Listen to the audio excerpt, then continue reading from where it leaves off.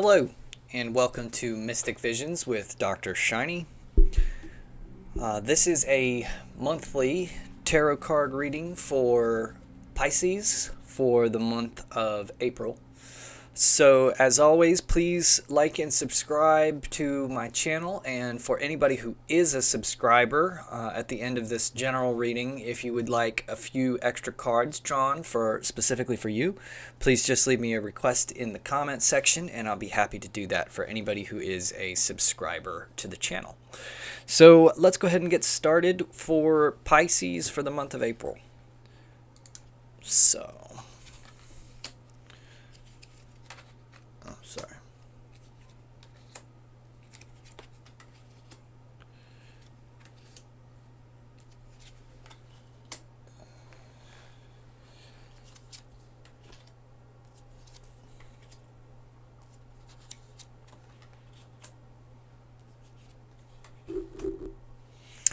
Okay, Pisces. So your current situation here is the Five of Wands. Now, this Five of Wands represents a sort of a struggle. This tends to be kind of like a competition, something somewhat competitive, where generally the idea is not so much that it's like a battle where you are trying to defeat somebody or there is like a war going on, but this is more of a friendly competition, or you can think of like maybe co-workers who are trying to become the boss. They're trying to become the best, right? So there is a battle of will here, or thinking I know the best way to get this done. This can be a very political card. You could be wrapped up in politics very much right now or something like that. So it has just this kind of a struggle mentality. But, it's not somebody trying to get the best of somebody else. It's kind of more of like a righteous struggle, So the crossing energy, or what's influencing, is this Two of Cups. And the Two of Cups has a very, very strong relationship with sort of romantic partners and things like that. So it typically revolves around another sort of ideal relationship.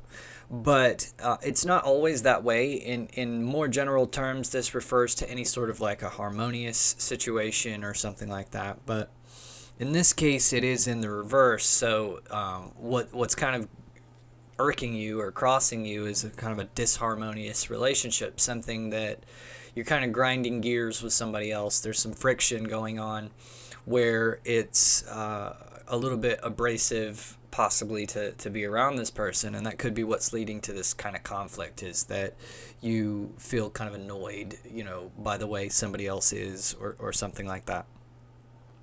What you're traveling away from here is this Nine of Swords in the reverse.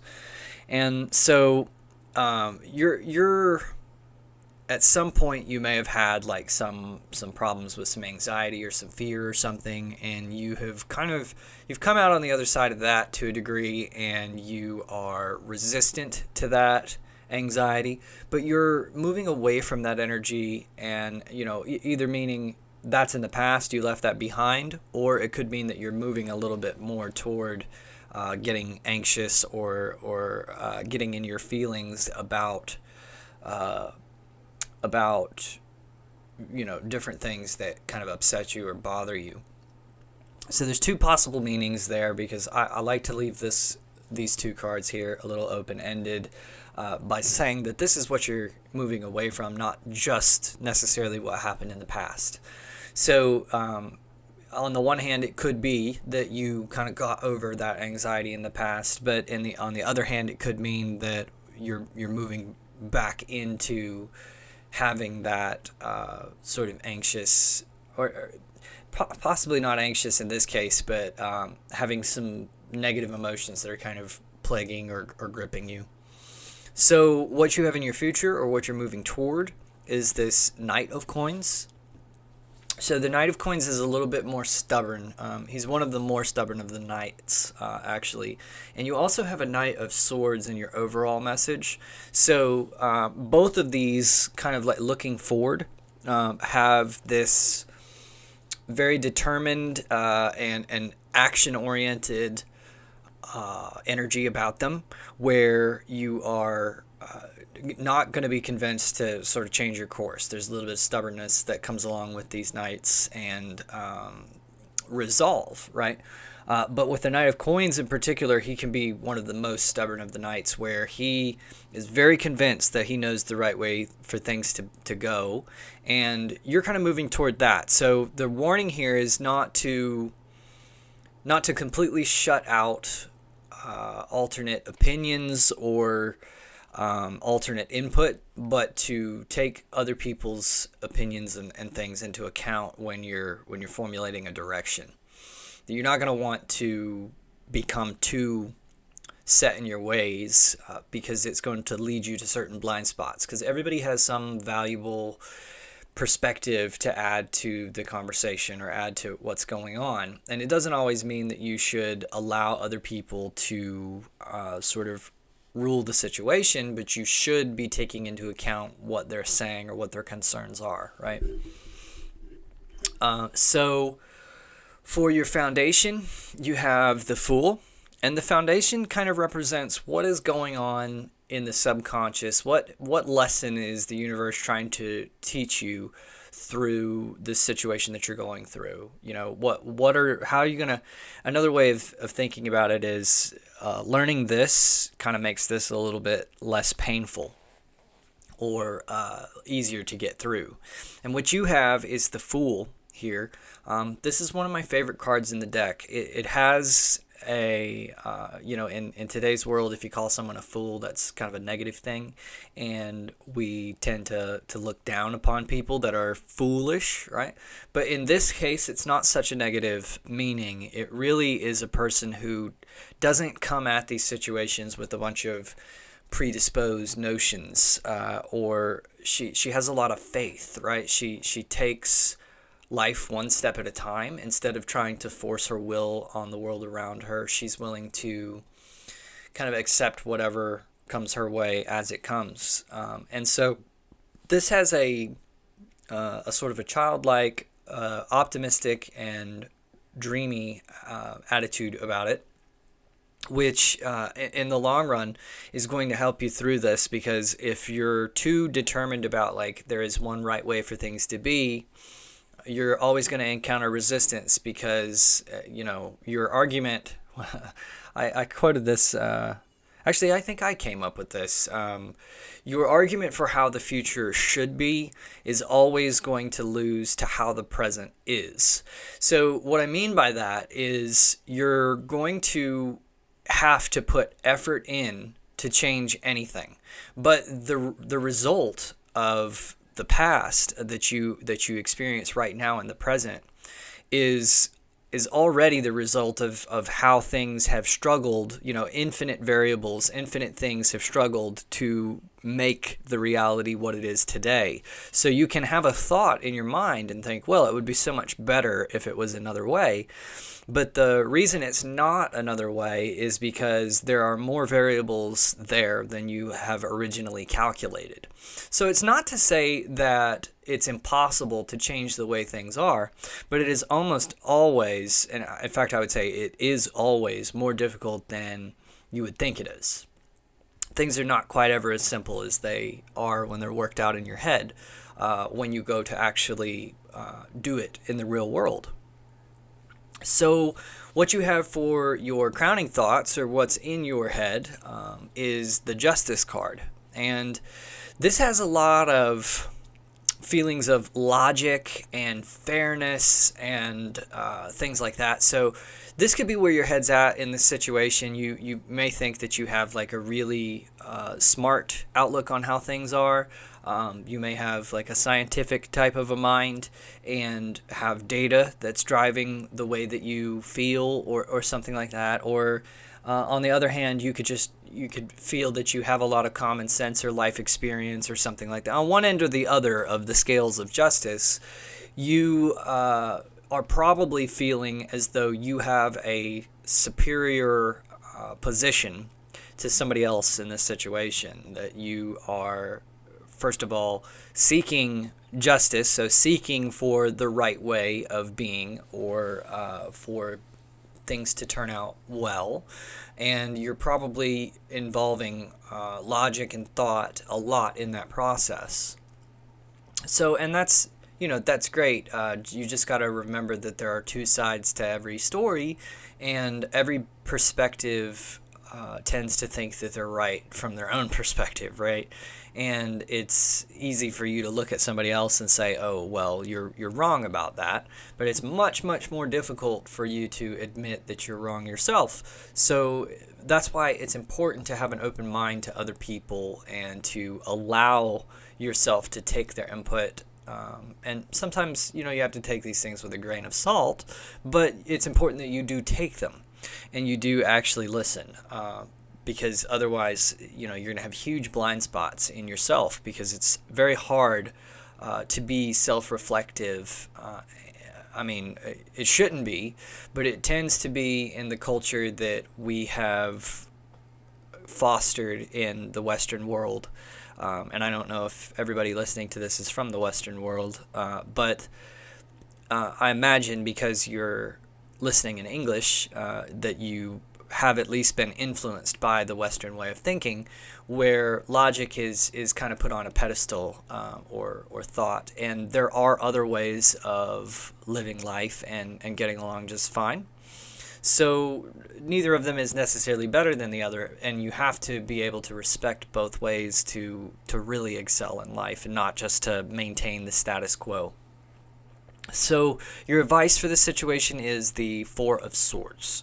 And what this is saying is to take some rest. So ask yourself, is it really important for you to assert yourself in the situation, for you to be struggling, or can you just kind of sit back and allow what happens to happen? So it may lead to some sort of failure, or somebody ending up in a situation they didn't want to be in, but at the same time, that may be what's necessary for somebody to learn these lessons. When you have people who are very thoroughly convinced that they know the right way, sometimes the only way to prove them wrong is to allow them to fail. And so failure is not something to be avoided. It's a very necessary part of life and development and growing, right? So you don't want to necessarily prevent somebody, put rubber bumpers on everything and not allow anyone to fail around you. So the advice here is to rest and maybe withdraw a little bit from these conflicts and these thoughts, and gain a little bit more of a sense of inner serenity. And you can bring that sense of inner serenity back to these arguments or struggles or whatever it is that you're having. But try to at least give it a little bit of time to get yourself some perspective, Now, the environment is the Seven of Coins. So the Seven of Coins represents there's been some energy that's been put in, and there's the Seven of Coins. There's been energy that's put in, kind of work, like a farmer putting work into his crops, and he's sitting back and looking at the fruit grow, and he's just anticipating the time when he's able to harvest that fruit and to enjoy the fruits of his labor, no pun intended. So this is what's going on around you. So people have felt that they have put in a lot of effort, and they're waiting for that effort to pay off. And you may think, well, okay, well, you haven't finished the job, or it's not done yet, but you have to understand that people kind of expect, because of the way that this society and culture is, they expect to be rewarded for their work, even if it's not entirely completed, right? You go to the same job every day, and it teaches you that there is no end to the work that is to be done. You're just kind of a cog in a machine. So there is possibly around you a lot of frustrations that involve somebody wanting to see their work pay off. So I don't know if that is related to this other situation or not, but that's what you have in your environment card. So now for your fears card, you have that Ten of Wands up there in the reverse. And this is, you're afraid to feel over encumbered in life or to have too much to do.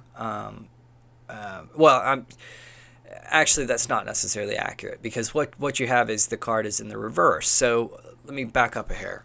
In the upright, you have the Ten of Wands. There's a figure here carrying all these sticks, and she's trying to take on everything. And this is the 10, so this is kind of like the final step in understanding the nature of actions, or wands, which represent actions. So this is the final step. So in this point, as opposed to the 10 of coins or the 10 of cups, where everything's kind of happily ever after, when you finally understand work, what you understand is that there's no end of things that you could do or that you should do. But you have to sort of get selective and pick and choose the things that you're going to accomplish and let other things go. And so that's kind of the idea of the Ten of Wands, is that you end up being over encumbered if you keep trying to do everything and don't learn to prioritize your action. So efficiency in action is really kind of more important than the amount of work that you put in, Now, in the upright position, there would be a sort of refusal to accept this, to try to take on more than you are able to, or to just keep piling more onto your work schedule and not feeling like there is a necessity for resting, or it could be kind of a workaholic mentality, right? And that's what you are afraid of, is that workaholic mentality. You don't want to be seen as somebody who doesn't make time for their family, or doesn't, doesn't take a break. And so, that's a good thing for you. I'm not sure what would drive that fear entirely, but essentially you have to learn to make time for yourself and to prioritize what's important to you. And if that is in your fears, it might be in a little bit more of a subconscious level, but that's good, because that leads you to getting through this situation a little bit more effectively. So kind of tap into that a little bit and understand that there's a good reason to feel that way, because there is no end to the number of things that you can do. So raw work and putting in effort and everything is not great. I guess a way to summarize that card in particular would be work smarter, not harder. So the overall message, or where you're headed in the long run, is the Knight of Swords. And as opposed to the Knight of Coins, the Knight of Swords is not quite as stubborn, but he's more of an actor. So he kind of, asks questions later and acts first. So that's a little bit more of a free-flowing energy, less stagnant. It still has a tendency to make some mistakes and to not be perfect and all that. Sometimes the things that the Knight of Swords jumps to aren't exactly good, but what happen or successful, but what happens is he doesn't let that stop him. He just sort of jumps from one thing to the next. So instead of getting frustrated with people raining on your parade or things like that, you can just sort of keep on rolling and move on to the next thing as soon as something is shot down. And that has a lot more, that rapid fire kind of mentality has a way of finding the good idea a little bit faster than being very stubborn about thinking that you know the way that it has to be when you're encountering all kinds of resistance. So it kind of is like inviting you to discover this principle of judo, which is where it's a style of martial arts, but also like a philosophy, where if somebody is coming at you, you don't resist them coming at you. You don't try to stop them, but on the contrary, you use their energy and their momentum against them. So you kind of like duck out of the way and push them the direction they're already going. And it throws them off balance, right? So this is kind of the Knight of Swords way, is to, instead of being too resistant to what people are doing around you, it's to just like keep on going. Say, okay, I understand. Well, what about this? And to keep going. And when you have that approach, if you're dealing with somebody who's just stubborn and doesn't want to accept input, if you just keep throwing out suggestion after suggestion while taking their opinion into account, eventually they start to be able to self-reflect a little bit and say, well, I'm just kind of saying no to everything. So I better say yes to something, because nobody wants to be just like a complete naysayer. So that has a way of freeing up that stagnant energy if that's what's going on in your situation. But anyway, that's about it for this month's reading. And please, again, leave me some comments. Let me know what you thought, if you liked it, if you didn't like it, if it resonated. And also, if you are a subscriber, again, I would be happy to draw a few extra cards for you if you just request that in the comments. So thanks for watching, and I'll see you guys again next time.